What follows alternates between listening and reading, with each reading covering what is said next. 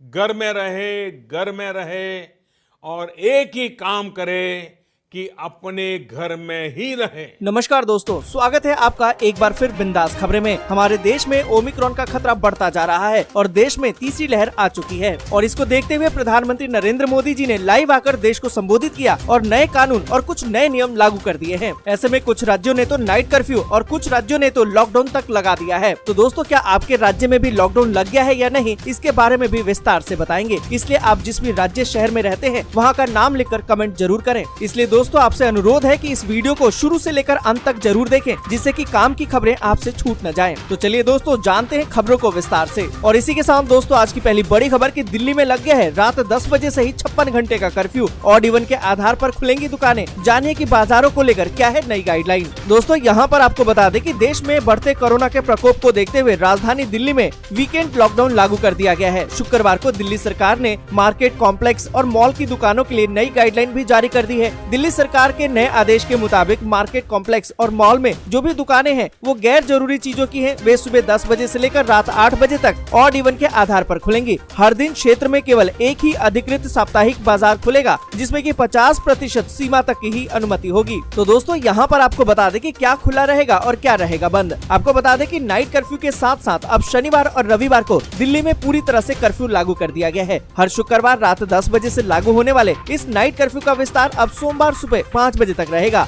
आवश्यक सेवाएं जैसे कि अस्पताल आदि को छोड़कर सभी सरकारी दफ्तर पूरी तरह से बंद रहेंगे। दिल्ली के सभी निजी दफ्तर केवल 50% कर्मचारियों की क्षमता के साथ चलेंगे। डीडी मेट्रो ने तो साफ कह दिया है कि डीडीएमए द्वारा जारी किया गया नया दिशा निर्देश के अनुसार ही 100% मेट्रो में बैठने की क्षमता के साथ अब चलेंगी, पर खड़े होकर यात्रा नहीं कर पाएंगे। दिल्ली में शादियों में सिर्फ 20 लोग ही शामिल हो पाएंगे। वीकेंड में अगर आप शादी में जा रहे हैं तो आपके पास कार्ड दिखाना जरूरी होगा। होटल रेस्टोरेंट में 50% सीटिंग कैपेसिटी ही अलाउ की गई है। आपको बता दें कि ये कर्फ्यू दिल्ली में लगा है। ऐसे में एनसीआर में रहने वाले लोगों को बिना किसी वजह के दिल्ली में प्रवेश नहीं मिलेगा। अगर जरूरी सेवा से जुड़े या फिर कोई वाजिब कारण होगा तो जाया जा सकता है, लेकिन इसके लिए आपके पास जरूरी दस्तावेज और आईडी कार्ड होना जरूरी है। तो दोस्तों, यहाँ पर आपको बता दें कि जिस तरीके से ओमिक्रॉन और बाकी कोरोना के केसेस बढ़ने लगे हैं, इसको देखते हुए तो अब दिल्ली में एक तरह का लॉकडाउन लग गया है। अब ऐसे ही दूसरे राज्य भी करने वाले हैं। आप जिस भी राज्य शहर में रहते हैं वहाँ का नाम लिखकर हमें जरूर बताएं, क्या वहाँ भी ऐसा कोई कर्फ्यू लगा है। और इसी के साथ दोस्तों, अगली बड़ी खबर की पंजाब नेशनल बैंक ने कई नियम बदले। यहाँ जाने 15 जनवरी से ग्राहकों पर अब कितना बढ़ जाएगा बोझ। दोस्तों, यहाँ पर आपको बता दें कि पंजाब नेशनल बैंक ने अपने ग्राहकों को नए साल पर झटका दिया है। दरअसल देश के दूसरे नंबर के सरकारी बैंक पीएनबी ने पंजाब नेशनल बैंक ने अपने सामान्य बैंकिंग परिचालन से संबंधित अलग अलग सेवाओं के लिए अब शुल्क में बढ़ोतरी कर दी है और ये बदलाव आगामी 15 जनवरी 2022 से लागू भी हो जाएगा। आपको बता दें कि पीएनबी की वेबसाइट पर उपलब्ध जानकारी के अनुसार संशोधित टैरिफ के अनुसार मेट्रो क्षेत्र यानी कि शहरी इलाकों में रहने वाले ग्राहकों के लिए अपने बचत खाते में कम से कम 10,000 रूपए का बैलेंस होना जरूरी है। ये पहले 5,000 का था, जिसे बैंक ने बढ़ाकर अब 10,000 कर दिया है। इससे कम बैलेंस होने पर 600 रूपए का चार्ज देना होगा। अभी तक ये चार्ज 300 रूपए हुआ करता था। वहीं ग्रामीण इलाकों में ग्राहकों को मिनिमम बैलेंस से कम रखने पर 200 रूपए की जगह अब 400 रूपए प्रति महीना देना होगा। वहीं आपको बता दें कि पीएनबी की वेबसाइट ने ही बताया है कि अब बैंक में करंट अकाउंट खोलने के लिए 14 दिन और 1 साल के अंदर अगर आप बंद कराते हैं तो 800 रूपए शुल्क देना होगा, जो पहले 600 रूपए था। साथ ही आपको बता दें कि 1 फरवरी से आपकी किसी किस्त या फिर निवेश का डेबिट पैसा न होने से फेल हो जाता है तो इसके लिए 250 रूपए देने होंगे। अभी तक इसके लिए सिर्फ 100 रूपए लगते थे।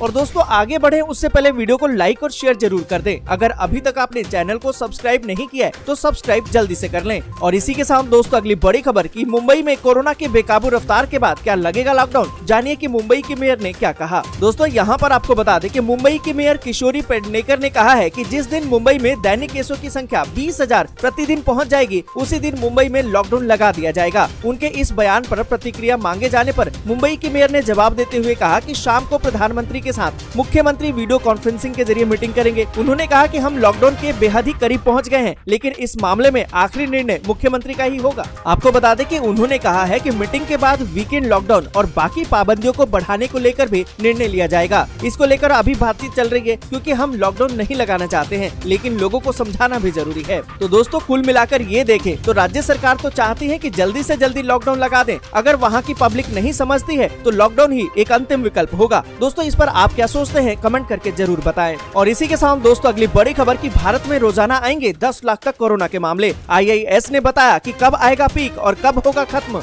तो दोस्तों, यहाँ पर आपको बता दें कि भारत में कोरोना तेजी से फैल रहा है। देश में बीते 24 घंटे में 1,17,100 नए केस सामने आए हैं। ओमिक्रॉन के देश में कुल 3,007 नए मामले सामने आए, लेकिन उसमें से 1,199 लोग ठीक भी हो चुके हैं। एक नई स्टडी में कहा तो ये जा रहा है कि जनवरी के तीसरे और चौथे सप्ताह के बीच कोरोना अपनी पीक पर होगा। ये स्टडी भारतीय विज्ञान संस्थान और भारतीय सांख्यिकी संस्थान बेंगलुरु की टीम ने की है। यहाँ पर आपको बता दें कि इस स्टडी के मुताबिक जिन लोगों के कोरोना वायरस की चपेट में आसानी से आने की आशंका अधिक है, उनकी संख्या के एक अनुमान के आधार पर कोरोना की तीसरी लहर का पीक गुजरने के बाद मार्च की शुरुआत से मार्च के अंत तक इसके मामले कम होने लगेंगे। मतलब ये हुआ कि जनवरी के तीसरे और चौथे सप्ताह में सबसे अधिक होंगे मामले, फिर मार्च की शुरुआत होते होते कम होने लगेंगे। और दोस्तों, खास बात तो ये है कि स्टडी के मुताबिक वायरस का आसानी से शिकार बनाने वाले लोगों की संख्या, यानी कि जो बीमार हैं, वृद्ध हैं और कमजोर इम्यूनिटी वाले हैं, उनको ये जल्दी पकड़ेगा। और इस आधार पर देखा जाए तो रोजाना 3 लाख से लेकर 6 लाख या फिर 10 लाख तक मामले सामने आ सकते हैं।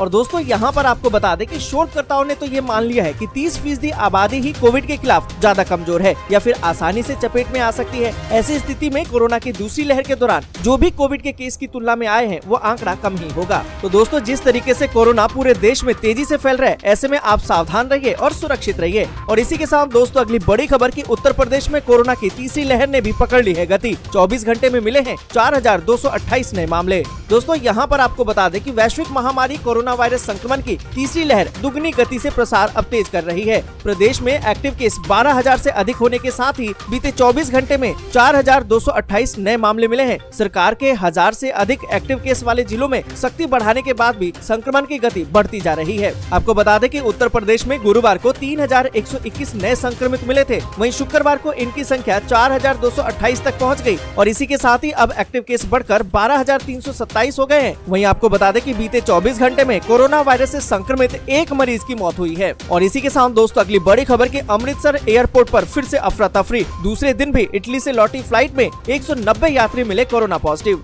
दोस्तों, यहाँ पर आपको बता दें कि अमृतसर के श्री गुरु रामदास अंतर्राष्ट्रीय एयरपोर्ट पर वीरवार को 125 यात्रियों के कोरोना पॉजिटिव आने के बाद शुक्रवार को इटली से लौटे 175 यात्री संक्रमित मिलने से अफरा तफरी का माहौल है। एयरपोर्ट पर हंगामा सा मच गया है। रोम से एयरपोर्ट पर शाम को पहुंचे इस फ्लाइट में तकरीबन 300 यात्री सवार थे। इनमें से अब तक 190 पॉजिटिव पाए गए हैं। अभी सभी संक्रमित एयरपोर्ट पर ही हैं। पॉजिटिव रिपोर्ट होने वाले यात्रियों ने एयरपोर्ट पर हंगामा भी किया। उनका तर्क था कि वे इटली से कोविड टेस्ट करवा कर आए थे, जिसमें वे कोरोना नेगेटिव थे। यहाँ आकर उनकी रिपोर्ट पॉजिटिव कैसे हो गई? इस पर यात्रियों और स्वास्थ्य विभाग के बीच गतिरोध जारी है। और इसी के साथ दोस्तों, अगली बड़ी खबर की बिहार में कोरोना के एक्टिव मरीज हुए 5,785। सरकार ने बढ़ा दी है सख्ती, स्कूल कॉलेज तत्काल प्रभाव से बंद। दोस्तों, यहाँ पर आपको बता दें कि बिहार में कोरोना वायरस से संक्रमित 2 और मरीज मिले हैं और इनकी मौत हो गई है, जबकि कोविड-19 के 2,379 नए मामले सामने आए। इसके साथ ही राज्य में एक्टिव मरीजों का आंकड़ा 5,785 तक पहुँच गया। वहीं कोरोना के बढ़ते मामलों को देखते हुए सरकार ने थोड़ी और सख्ती बढ़ा दी है।